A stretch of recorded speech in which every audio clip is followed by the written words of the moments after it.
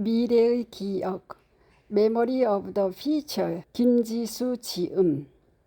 하나님의 소망을 품고 내일의 기억으로 오늘을 살아가다. 과거에 얽매이지 않고 불안한 미래를 두려워하지 않으며 하나님께서 약속하신 소망을 기억하며 살아가는 삶의 원칙. 4부 미래의 기억을 위한 실천적 삶의 지침.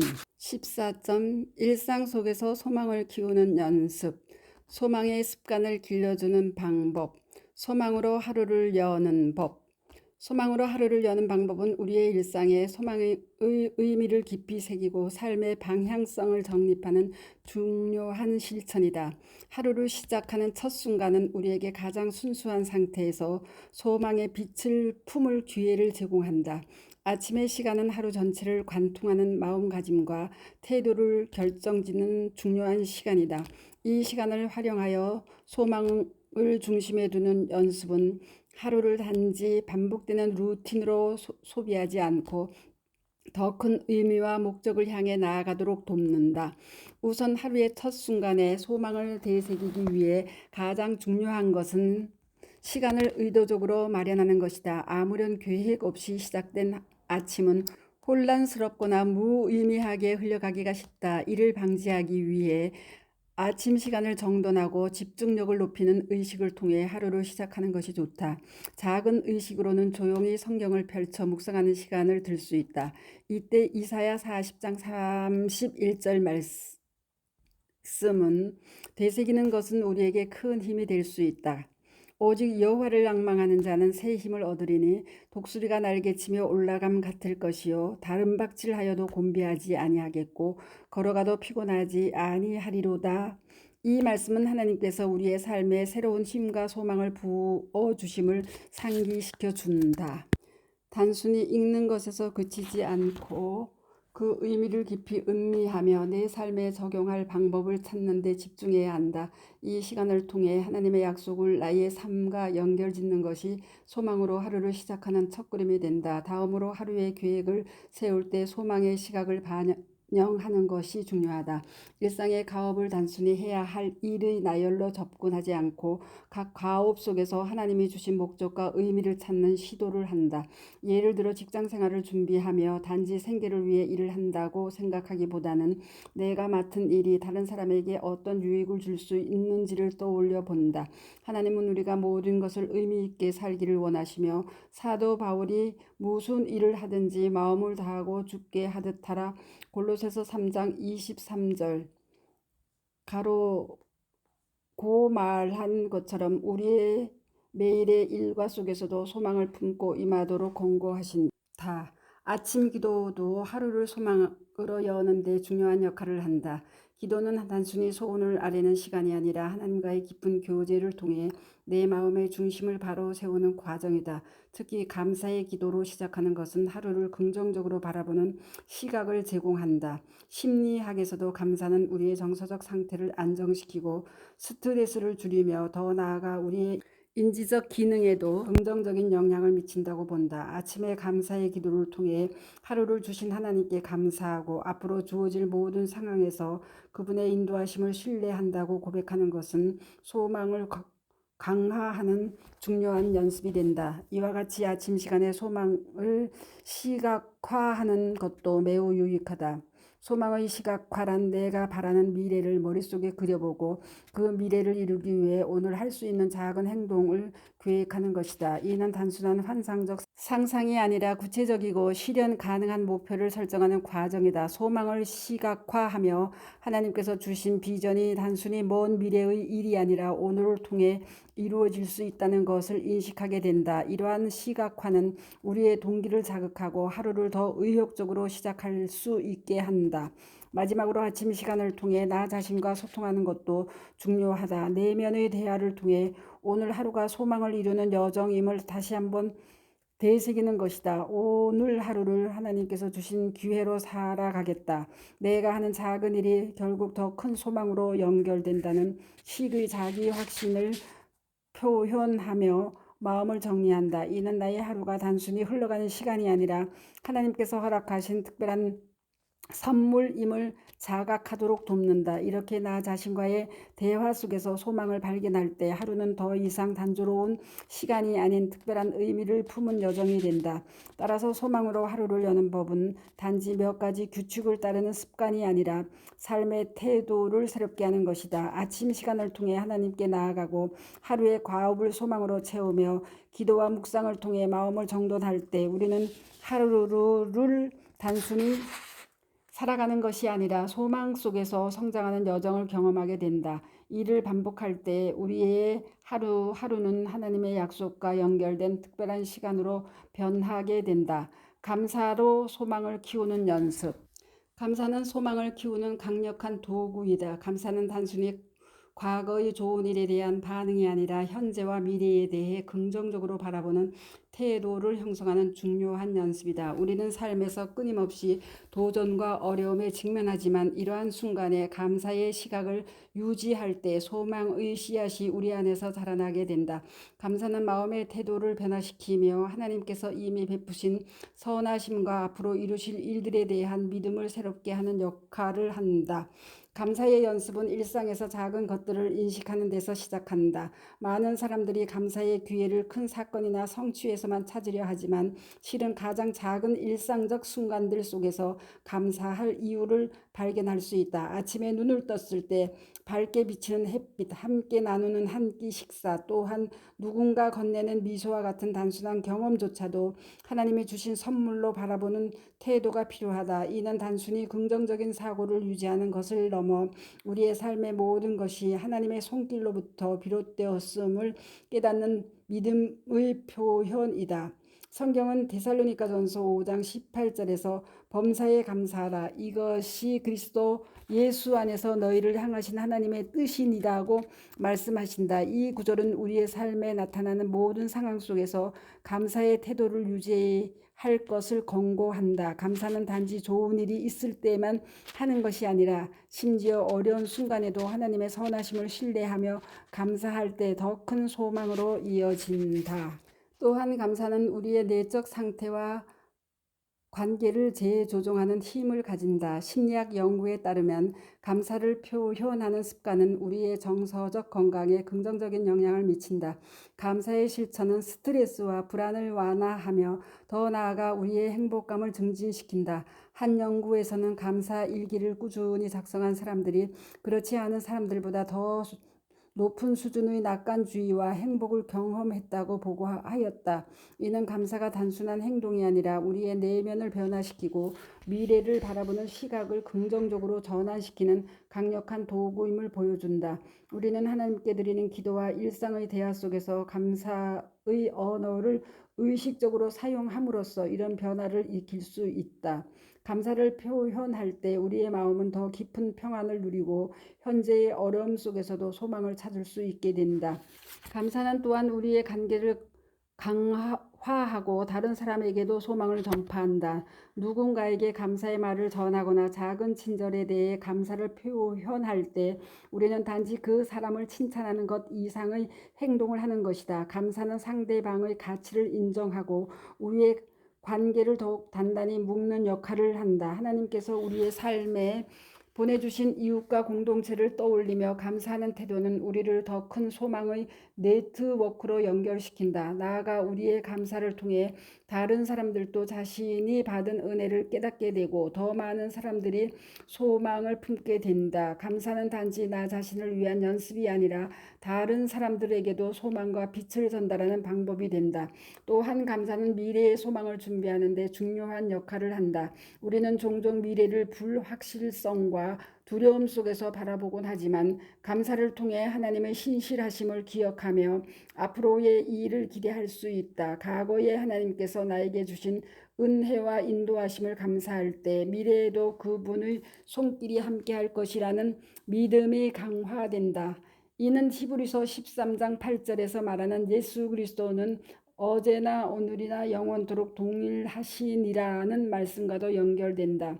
과거에 하나님께서 이루신 일들을 감사하며 기억할 때 우리는 하나님께서 변함없이 우리의 삶을 이끌어 가실 것이라는 확신을 가질 수 있다. 이러한 믿음은 우리의 소망을 더욱 견고히 하며 현재의 상황을 뛰어넘는 능력을 제공한다. 감사로 소망을 키우는 연습은 우리의 삶 전체를 변화시키는 과정이다. 감사는 우리의 현재를 더 풍요롭게 하고 관계를 회복시키며 미래를 향한 기대를 높인다. 하나님께서 주신 은혜를 의식적으로 되새기고 이를 삶의 구체적인 순간에서 표현할 때 우리의 소망은 단순한 기대에서 실제적인 힘으로 바뀐다. 감사를 통해 우리는 우리의 삶이 하나님의 계획 안에서 이미 축복으로 가득 찬 여정임을 발견하게 된다. 이러한 연습은 단순히 일시적인 기분 전환이 아니라 매일의 삶 속에서 소망을 키우는 지속 가능한 일이다. 작은 목표로 소망을 이루다. 소망은 막연한 기대감만으로 이루어지지 않는다. 그것이 실제로 우리의 삶 속에 실현되기 위해서는 구체적인 행동과 의지가 필요하다. 작은 목표를 설정하고 이를 하나씩 실천해 나가는 과정은 소망을 현실로 바꾸는 중요한 방법이다. 이는 우리가 거대한 목표 앞에서 압도당하지 않도록 돕고 작은 성취를 통해 지속적으로 소망을 유지하도록 만들어준다. 작은 목표는 우리의 일상을 변화시키는 구체적인 도구가 되며 하나님께서 우리에게 주신 비전을 이루기 위한 길을 마련해 준다. 작은 목표를 세우는 첫 단계는 현재의 상태를 정확히 이해하는 것이다. 나의 삶에서 어떤 부분이 변화가 필요한지, 하나님께서 나에게 원하시는 모습은 무엇인지를 진지하게 성찰해야 한다. 이러한 성찰은 단지 나의 부족함을 인식하는 데 그치지 않고 하나님의 은혜 안에서 변화 가능성을 발견하는 시간이다. 로마서 12장 2절의 말씀, 너희는 이 세대를 본받지 말고 오직 마음을 새롭게 함으로 변화를 받아 하나님의 선하시고 기뻐하시고 온전하신 뜻이 무엇인지 분별하도록 하라는 구절은 하나님께서 우리 각자에게 변화와 성장을 기대하신다는 사실을 상기시킨다. 이 소망을 마음에 품고 이를 실천할 수 있는 작은 발걸음을 계획하는 것이 중요하다. 작은 목표를 설정할 때에는 구체적이고 현실적인 기준을 세워야 한다. 너무 크거나 추상적인 목표는 오히려 성취 의욕을 떨어뜨릴 수 있다. 예를 들어 더 나은 신앙인이 되겠다라는 목표보다는 매일 아침 10분씩 성경을 읽겠다 혹은 한 주에 한 번 감사의 기도를 드리겠다와 같은 구체적인 목표가 훨씬 효과적이다. 이는 단순히 우리의 능력 범위에서 실행 가능한 것을 선택하는 것이 아니라 하나님께서 주신 능력 안에서 실천할 수 있는 목표를 발견하는 과정이다. 구체적인 목표는 우리가 더 이상 막연한 소망을 품는 데서 그치지 않고 소망을 향한 실제적인 길을 걷도록 만든다. 작은 목표의 또 다른 중요한 가치는 성취감을 통해 소망을 지속적으로 강화할 수 있다는 점이다. 작은 성취는 더 큰 목표를 향해 나아갈 동기를 제공한다. 작은 성공을 경험할 때마다 우리의 소망은 현실적인 기반을 얻게 되고 하나님께서 주신 더 큰 비전을 향해 나아갈 수 있는 확신이 생긴다. 심리학에서도 성취감은 인간의 내적 동기를 강화하며 핵심 요소로 강조된다. 작은 성공을 통해 우리는 자신감을 얻고 하나님께서 우리를 어떻게 이끌어 가시는지를 체험하게 된다. 이는 신앙 안에서뿐만 아니라 우리의 삶 전체에서 중요한 원리로 작용한다. 작은 목표를 이루는 과정에서 중요한 것은 꾸준함이다. 우리의 삶은 단기적인 열정으로 변화되지 않는다. 오히려 작은 목표를 꾸준히 실천하는 과정 속에서 소망은 더 깊은 뿌리를 내린다. 갈라디아서 6장 9절은 우리가 선을 행하되 낙심하지 말지니 포기하지 아니하면 때가 이름에 거두리라고 말씀한다. 이는 하나님께서 우리의 작은 노력과 결단을 사용하셔서 궁극적으로 더 큰 결실을 이루어 가신다는 약속이다. 우리는 작은 목표를 포기하지 않고 끝까지 실천하는 자세를 통해 하나님의 계획 안에 머무르게 된다. 또한 작은 목표를 통해 우리는 하나님과의 관계를 더 깊이 체험할 수 있다. 매일의 작은 실천 속에서 우리는 하나님의 인도하심을 경험하며 그분께서 우리와 함께 하신다는 사실을 깨닫게 된다. 이는 단지 외적인 변화를 넘어 우리의 내면을 변화시키는 과정을 포함한다. 우리가 작은 목표를 이루기 위해 노력하는 동안 하나님께서는 우리의 마음과 태도를 새롭게 하신다. 이 과정에서 우리는 하나님께서 우리 삶 속에서 역사하시는 방식을 더 잘 이해하게 되고 이를 통해 더 큰 소망을 품을 수 있다.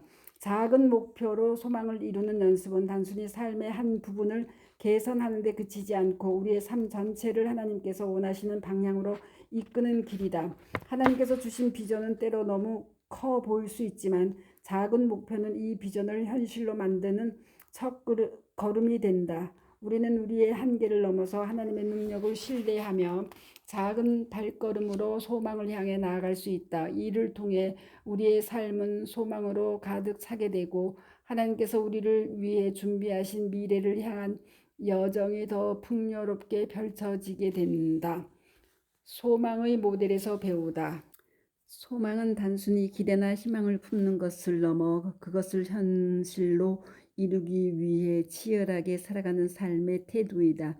역사 속에서 소망을 실천한 이들은 현실과 소망 사이에서 끊임없이 고뇌했으며 그들의 삶은 우리에게 소망이 어떻게 구체화될 수 있는지를 보여준다. 윌리엄 윌버퍼스, 디트리히 본헤퍼, 플로렌스 나이팅게일은 각자의 삶 속에서 소망을 실천하며 극복했던 고뇌와 결단의 과정을 통해 우리에게 깊은 영감을 준다. 윌리엄 윌퍼퍼스는 영국의 노예제를 폐지하기 위해 평생을 헌신했던 정치가였다. 그는 노예제가 인간의 존엄성을 무너뜨리는 악임을 확신했지만 이를 변화시키기 위한 과정은 결코 쉽지 않았다. 그가 처음 노예제 폐지 법안을 제안했을 때 의회의 반응은 냉담했고 경제적 손실을 우려하는 상류층과 산업계의 반대는 거셌다. 그는 정치적 고립과 실패를 반복하며 때로는 자신의 사명이 과연 이루어질 수 있을지 회의하기도 했다. 하지만 그는 하나님께서 주신 소명을 붙들고 시편 37편 5절의 말씀 내 길을 여호와께 맡기라. 그를 의지하면 그가 이루시리라를 의지했다. 그는 자신의 노력과 결단이 단기적으로는 실패로 보일지라도 결국 하나님께서 정의를 이루실 것을 믿었다.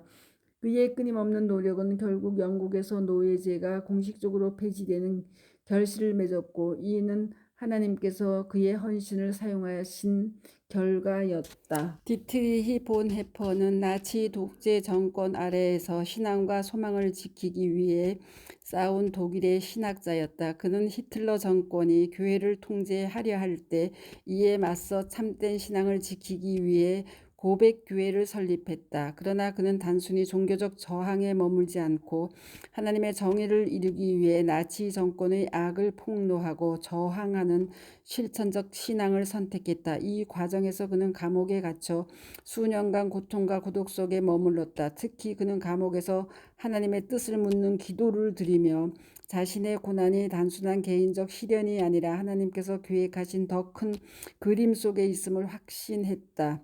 그의 옥중서신은 이러한 내적 갈등과 소망을 보여주는 귀중한 기록이다.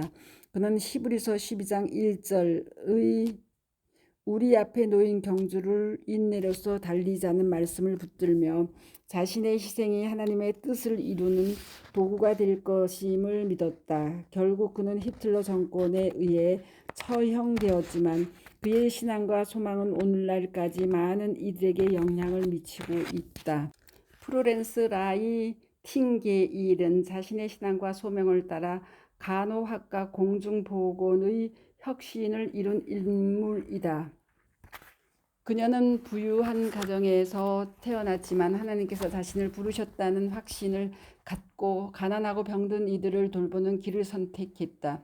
이는 당시 여성의 사회적 역할을 벗어난 일이었기에 가족의 강한 반대와 사회적 비난을 받았다. 그녀는 크림 전쟁 당시 열악한 병원 환경 속에서 병사들의 생명을 살리고자 헌신했지만 전염병과 부족한 자원 그리고 무관심한 관리로 인해 사망률이 높아지며 자신의 한계에 부딪혔다. 그녀는 자신의 노력으로도 변화가 어려운 현실 속에서 하나님께서 나를 여기로 보내셨음을 믿으며 이 일을 감당하게 하실 것을 신뢰한다고 고백했다. 그녀의 인내와 헌신은 결국 사망률을 획기적으로 낮추었고 현대 간호학의 기반을 마련했다. 이 세 인물의 삶은 소망의 단순한 기대나 바람이 아니라 현실의 고난을 견디며 믿음으로 실천하는 과정임을 보여준다. 윌버퍼스는 정의를 위해, 본 해포는 믿음을 위해, 나이팅게일은 생명을 위해 자신의 소망을 구체화했다. 그들은 모두 현실과 소망 사이의 깊은 고뇌 속에서도 하나님께서 이루실 일을 믿으며 끝까지 나아갔다. 이들의 이야기를 통해 자신의 삶에서 소망을 실천할 롤 모델을 정하고 그들의 발자취를 따라 소망의 여정을 걸어갈 수 있다. 이러한 소망은 단지 현재를 견디게 하는 힘이 아니라 하나님께서 주신 더 나은 미래를 향한 힘을 기억해야 한다. 이들의 이야기를 통해 자신의 삶에서 소망을 실천할 롤 모델을 정하기 위해서는 먼저 자신의 상황과 필요를 돌아보는 성찰의 시간이 필요하다. 자신이 처한 현실에서 가장 큰 도전이나 갈등이 무엇인지 그리고 그 속에서 하나님께서 자신에게 어떤 소망을 심어 주셨는지 깊이 묵상해 보아야 한다. 예를 들어 현재의 삶에서 사회적 불의에 대해 고민하고 있다면 윌리엄 윌버포스를 믿음의 문제로 고뇌하고 있다면 디트리히 본헤퍼를 주변의 연약한 이들을 돕고자 한다면 프로렌스 라이팅게일을 롤 모델로 삼을 수 있다. 롤 모델을 정한 후에는 그들의 삶을 구체적으로 연구하고 그들이 소망하는 을 실천하기 위해 어떤 결단과 행동을 했는지 세세히 살펴보는 것이 중요하다. 예를 들어 윌버퍼스는 노예제 폐지를 위해 단순히 의회에서 연설하는 데 그치지 않고 관련 데이터를 수집하여 동료 의원들을 설득하고 대중의 인식을 바꾸기 위해 캠페인을 펼쳤다. 이를 본받아 내가 정의를 위해 할 수 있는 구체적인 행동을 계획할 수 있다. 지역사회에서 불의를 바로잡는 캠페인에 참여하거나 내가 속한 공동체에서 작은 변화부터 시작하는 실천을 결단해 볼 수 있다. 또한 롤 모델의 발자취를 따라가기 위해서는 단기적 실천 계획과 더불어 장기적인 비전을 설정해야 한다. 디트리히 본헤퍼처럼 자신의 신념과 소망을 유지하기 위해 일상 속에서 지속적으로 기도하고 묵상하며 자신의 신앙을 강화하는 시간이 필요하다. 예를 들어 매일 아침 10분간 기도로 하루를 시작하거나 한 달에 한 번 자신이 설정한 소망의 목표를 점검하고 구체적인 실행 계획을 수정해 나가는 방법이 있을 수 있다. 이러한 과정은 단지 이상적인 목표를 세우는 데 그치지 않고 그것을 실현할 수 있는 실제적인 방법을 마련하는 데 도움을 준다. 마지막으로 소망은 단지 현재를 견디게 하는 힘이 아니라 하나님께서 준비하신 더 나은 미래를 향해 나아가는 길임을 매일 상기해야 한다. 이를 위해 성경 말씀을 삶에 적용하고 신앙 공동체와 교제를 통해 하나님께서 주신 소망을 나눔으로써 믿음이 더욱 강화될 수 있다. 예를 들어 프로렌스 나이팅게일처럼 자신이 감당해야 할 어려움이 크더라도 작은 성공과 하나님의 손길을 통해 얻은 깨달음을 일기에 기록하거나 감사의 기도를 드리며 하루를 마무리하는 습관을 들이는 것도 좋은 방법이다. 이러한 가정은 롤 모델의 실천을 따라하면서도 나만의 방식으로 소망을 구체화하는 길이 될 것이다. 이렇게 롤 모델을 통해 소망을 실천한다는 것은 그들의 삶을 단순히 흉내내는 것이 아니라 그들의 원칙과 신념을 자신의 삶에 맞게 적용하며 하나님의 인도하심을 따르는 것을 의미한다. 그렇게 할 때 우리는 현실의 어려움을 넘어 더 나은 미래를 향한 하나님의 계획 속에서 소망을 살아내는 사람이 될 수 있다. 내면의 성찰과 기도 생활. 내면의 소망을 발견하는 질문들로 이어집니다. 감사합니다. 스토리양입니다.